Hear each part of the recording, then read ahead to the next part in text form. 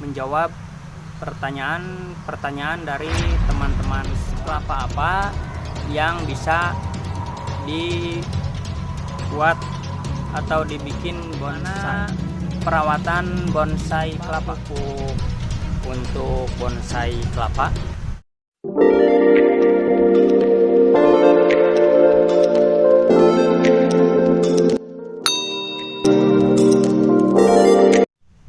oke, assalamualaikum warahmatullahi wabarakatuh. Berjumpa kembali bersama channel Hendrik Satria Official. Oke teman-teman, semoga semuanya sekarang ada dalam keadaan sehat walafiat, tidak kurang suatu apapun ya teman-teman. Oke, di video kali ini saya akan menjawab pertanyaan dari teman-teman semua yang kemarin sempat teman-teman pertanyakan tentang seputar bonsai kelapa. Oke, kali ini di video yang satu ini saya akan menjawabnya satu persatu ya teman-teman. Pertanyaan yang pertama itu adalah jenis kelapa apa yang bisa dibuat atau dibikin bonsai? Dan saya jawab, jenis kelapa apa saja bisa dibikin bonsai ya teman-teman, termasuk si gading oranye atau gading kuning, atau sekalipun jenis kelapa sayur yang biasa ada di warung atau di pasaran ya teman-teman. Jadi itu semuanya bisa dibuat bonsai ya teman-teman, tergantung kita perawatannya seperti apa, dan bisa dibuat style seperti apa. Oke, mungkin itu saja pertanyaan yang pertama ya teman-teman. Jadi jenis kelapa apa saja bisa dibikin bonsai, itu yang ke satu ya. Oke, pertanyaan yang kedua, bagaimana perawatan bonsai kelapa? Kalau untuk perawatan sendiri tidak jauh berbeda dengan halnya tanaman biasa seperti bunga ya teman-teman. Tiap pagi sore melakukan penyiraman. Cuman ada satu perbedaannya, kalau perawatan bonsai kelapa itu adanya perawatan penyayatan ya teman-teman. Penyayatan di bagian pelepahnya ini teman-teman, seperti ini nih. Karena kenapa harus dilakukan penyayatan? Memperpendek pelepah atau daun ya teman-teman. Jadi itu harus dilakukan penyayatan agar pelepah atau daunnya bisa pendek atau kerdil ya teman-teman. Jadi harus dilakukan penyayatan ya. Selebihnya itu, kalau selebihnya lakukan seperti tanaman yang lain, melakukan penyiraman pagi dan sore ya teman-teman. Oke, itu pertanyaan yang kedua ya. Kita lanjut ke pertanyaan yang ketiga. Pertanyaan yang ketiga yaitu apa pupuk untuk bonsai kelapa? Dan saya menjawabnya, kalau saya pribadi biasanya menggunakan pupuk kohe kambing ya teman-teman, kohe kambing. Karena yang adanya kohe kambing, jadi saya menggunakan kohe kambing.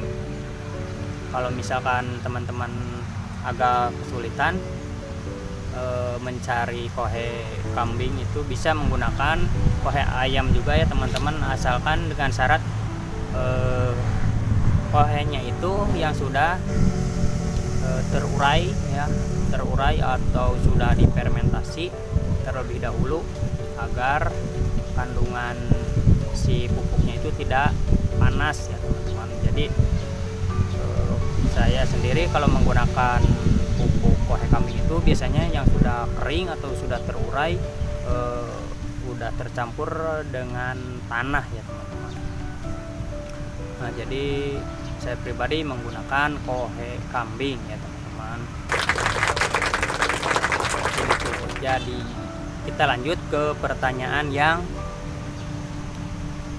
keempat ya teman-teman. Bagaimana, seberapa lama melakukan penyayatan ya teman-teman? Seberapa lama melakukan penyayatan pada pelepah bonsai kelapa? Kalau saya pribadi melakukan penyayatan itu dilakukan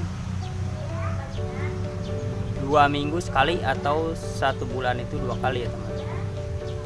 Jadi contohnya seperti ini teman-teman. Jadi kita misalkan ini sudah waktunya disayat nih, yang muda ini nih udah waktunya disayat, kita melakukan penyayatan yang pertama nih. Dari minggu pertama kita ini udah saya buka nih, udah saya sayat ini. Cuman saya tidak melakukan penyayatan sekaligus langsung ke bagian bawah ya teman-teman. Jadi saya cuma melakukan penyayatan setengahnya aja ini. Dan nanti sudah ada 2 minggu ke depan ini udah mulai kering, dan yang daun yang mudanya ini udah agak memanjang juga atau udah kuat. Jadi saya melanjutkan penyayatan berikutnya. Jadi setelah 2 minggu itu saya langsung melakukan penyayatan penyelesaian ya. Jadi ya penyayatan yang kedua kalinya dituntaskan sampai ke bawah ya teman-teman. Nah, kalau seperti ini saya baru melakukan penyayatan setengahnya dulu. Nanti setelah 2 minggu ini saya akan lakukan penyayatan kembali.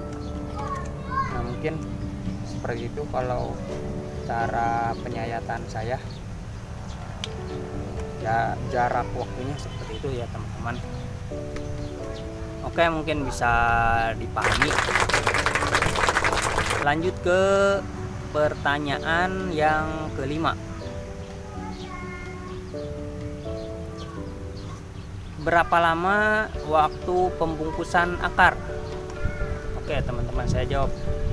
Kalau masalah pembungkusan akar mungkin biasanya dilakukan setelah ekspos akar ya teman-teman. Setelah ekspos akar, ini saya ada contohnya nih. Ini seperti ini. Yang ini contohnya ini udah kita ekspos ya. Jadi batok atau akarnya di luar. Jadi kita harus melakukan pembungkusan akar terlebih dahulu setelah pasca pengangkatan akar. Mungkin ini hanya contoh aja ya nih teman-teman. Usahakan menggunakan kain yang tebal biar meresapnya awet, lembabnya airnya. Jadi usahakan si kain ini selalu basah ya, selalu basah. Jadi untuk berapa lama waktu pembungkusannya, saya jawab minimal 1 bulan ya teman-teman. Jadi minimal 1 bulan ini harus dibungkus terlebih dahulu setelah pasca pengangkatan akar ya teman-teman. Kebanyakan kalau yang masih belum tahu atau belum paham setelah ekspos itu, mereka membiarkannya seperti ini, tidak melakukan pembungkusan akar. Padahal pembungkusan akar ini sangat penting sekali ya teman-teman. Kalau tidak, biasanya yang saya alami tumbang ya teman-teman setelah diekspor akar 4 hari 5 hari langsung akarnya mengkerut, daunnya layu, dan akhirnya tumbang ya teman-teman. Jadi saya sarankan untuk membungkusnya terlebih dahulu setelah pasca ekspos akar. Oke teman-teman, mungkin bisa dipahami atau dimengerti ya teman-teman. Seperti itu, ini sangat penting ya teman-teman. Oke,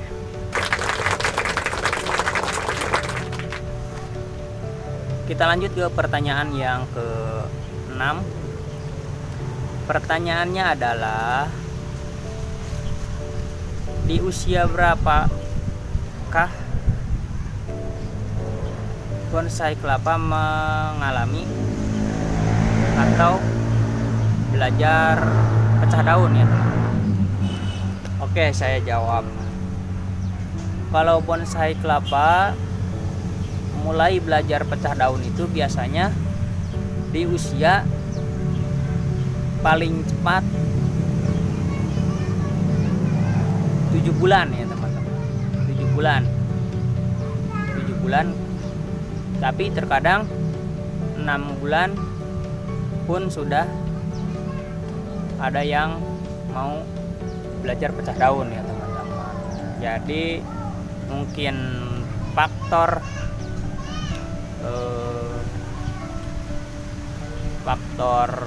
media bisa jadi, faktor sinar matahari juga bisa mempercepat pecah daun ya teman-teman. Jadi biasanya normalnya awal 7 bulan atau 8 bulan itu bonsai kelapa bisa mulai belajar pecah daun ya teman-teman. Kalau ini usianya masih 5 bulan, cuman ya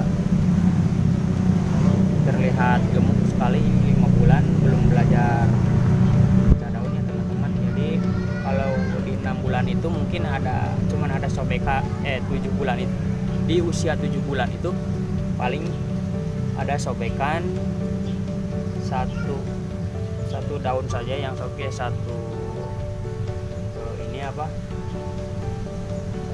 lidi, ada satu sobekan maksudnya, cuman baru sedikit saja. Kalau di usia 7 bulan belum belajar, satu sobekan saja ke sini. Nanti di bulan berikutnya mungkin akan bertambah jadi 3 ya teman-teman. Nah seperti ini nih teman-teman. Oke, ini mungkin ini daun yang keberapa dari mulai belajar pecah daun. Ini udah ada 1, 2, 3, 4 sobekan ya teman-teman. 4 sobekan, lalu berlanjut ke atas, ini udah banyak.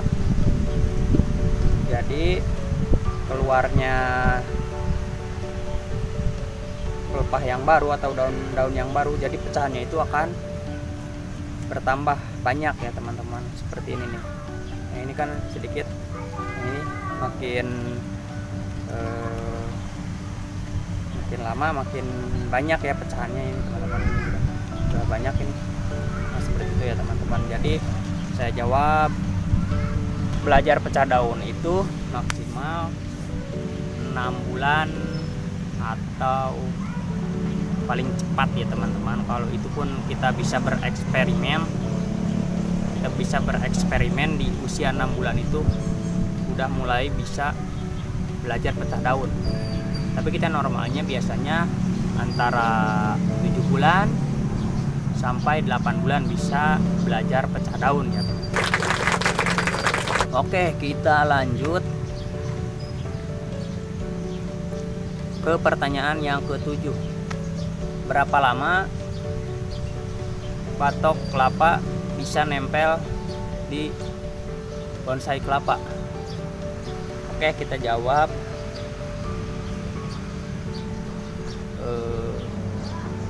Kalau yang perawatannya normal maksimal biasanya 2 tahun bisa bertahan ya teman-teman. 2 tahun bisa bertahan, tapi tergantung situasi dan keadaannya. Bagaimanakah posisi batok bonsai kelapa yang kita tanam. Contohnya seperti ini nih.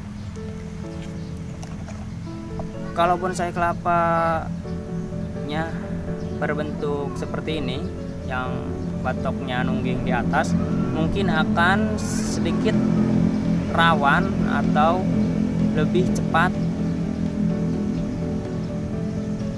mengalami copot batoknya ya teman-teman, karena ini posisinya kita ada di atas, jadi terkadang kita mengalami kecelakaan ya teman-teman, atau kesenggol atau gimana, jadi dia akan patah ya teman-teman. Kalau posisinya yang mencengkram batok seperti ini, yang tadi saya seperti ini nih, mencengkram seperti ini akan lebih awet ya, lebih awet batoknya, tidak mudah copot. Beda dengan yang bentuk seperti ini sangat rawan sekali. Memang kalau dari segi unik, memang ini juaranya di posisi seperti ini sangat unik sekali. Kalau batoknya masih ada dan nempel ya teman-teman. Jadi saya jawab, kalau batok copot itu biasanya di posisi yang normal, saya jawab 2 tahun masih bisa menempel di batok teman. 2 tahun bisa.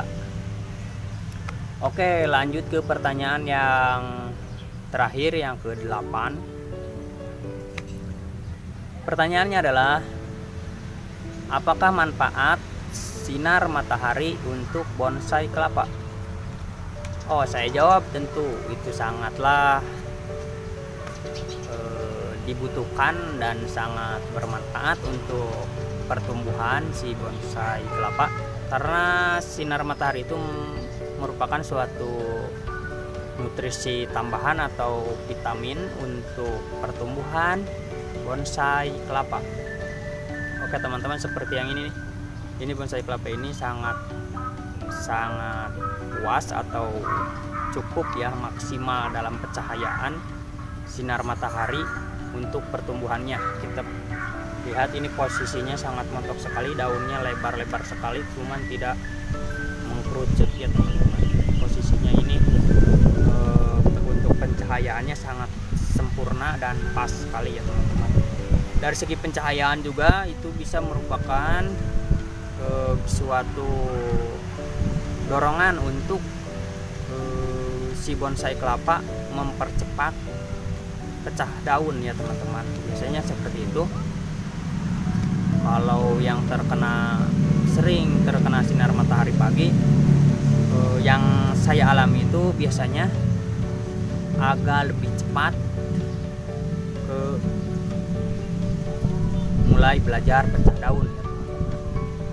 Jadi saya nyatakan kalau sinar matahari pagi itu sangat penting untuk pertumbuhan si bonsai kelapa ya teman-teman. Jadi saya sarankan kepada teman-teman semua, jadi kalau di pagi hari itu budayakan untuk menjemur di pagi hari ya teman-teman. Oke, jadi kalau untuk bonsai kelapa yang masih muda seperti ini, di usia di bawah 1 tahun, jangan terlalu berlebihan atau kebanyakan atau dengan sinar matahari full di siang hari ya teman-teman. Jadi saya sarankan untuk penjemuran di pagi hari saja. Jadi kalau lewat jam 11 itu vitaminnya atau nutrisi ke bonsai kelapa sudah kurang bagus ya teman-teman. Kalau untuk bonsai kelapa yang di atas 1 tahun atau 2 tahun, mungkin cahaya sinar matahari siang atau sore saya nyatakan itu bagus ya teman-teman untuk bonsai kelapa yang sudah berusia di atas 2 tahun ya teman-teman. Kita simpan saja di terik matahari yang full dari pagi sampai siang atau sore, itu tidak jadi masalah ya teman-teman. Tidak jadi masalah asalkan posisi media tanamnya yang pas dan sempurna ya teman-teman. Oke, kalau untuk bonsai kelapa yang muda ini saya sarankan jangan terlalu lama ya teman-teman, jangan terlalu lama untuk menjemurnya, apalagi di siang hari. Oke, mungkin cukup seperti itu saja tanya jawab kita di season kali ini ya teman-teman. Semoga bermanfaat apa yang telah saya jawab semua dari pertanyaan-pertanyaan teman-teman kemarin ya. Oke, sekian dulu, terima kasih. Semoga ini bisa menjadi inspirasi atau tambahan ilmu, dan mohon maaf jika ada kesalahan dari bahasa saya atau cara saya tentang perawatan bonsai kelapa ini, dan harap dimaklum saya juga masih belajar ya. Oke, salam sukses selalu bonsai kelapa, mantap.